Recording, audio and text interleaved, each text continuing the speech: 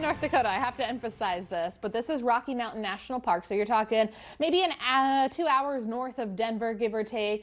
This is the Alpine Visitor Center as well. This is 10,000 feet up. And they were projected to get about 4 to 6 inches of snow forecasted. I didn't see an amount, but this was yesterday as a winter storm came through that region. And so this means that winter's coming. And as of today, still some park roads are closed. So here's that low that actually brought in some of that snow over towards the Rocky Mountains and the surrounding areas. I think I saw that maybe 5 or 6 ski resorts had some snow as a result of that. So that would be in the Colorado area. Now that low is moving on out. So it should still be melting. But it's this high when we talk about North Dakota that has our impact. And that's the omega blocking pattern. That's the warm air. That's the dry air that we are seeing for this afternoon. We've been seeing this for day in and day out all week long now. And our temperatures are in the 70s and still hanging on to 69 degrees. In the capital city, we're still going to go to 80. It's sunny today. It's a south wind, but by tonight we turn it out of the north. Not doing too much to our temperatures just yet.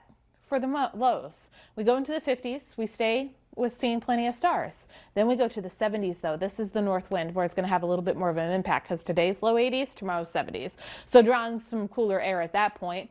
But look where we go on Friday, 40s and 50s for the overnight hours. But here comes a cold front.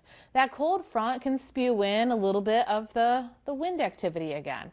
And so 20-mile-per-hour wind gusts to about 35. 35, I think, is going to be on the higher end, but 25 for sure as that front passes through. But in the meantime, no matter if it's the rest of today or tomorrow or Friday and Saturday, this is essentially the HoostFest forecast where we're seeing the sun. We have the northeast winds for us tomorrow, and the temperatures go to the 70s. So when we put it all piece by piece together, this is what we're looking at for those daytime highs. 80s, 70s. I'm sounding like a broken record. You could probably just totally disregard that 10% of precip I have on that. That's not going to happen. We're just going to stay high and dry as that cold front is only expected to draw in some wind. So once it does come through the morning hours on Friday, that's the wind gust change out of the south then turning northwest.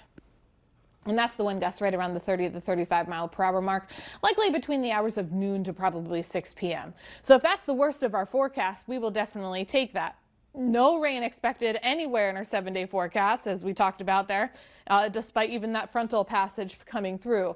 So gorgeous fall days continue. I think, Sarah, any day this week is going to be good for the pumpkin patch, but maybe you want the cooler days. They're just not here yet. You got to wait a little bit longer for those pumpkin patches. Make sure you put your sunscreen on if you're in the pumpkin patch this week. Yeah, forget the flannels, right? You're going to need the shorts.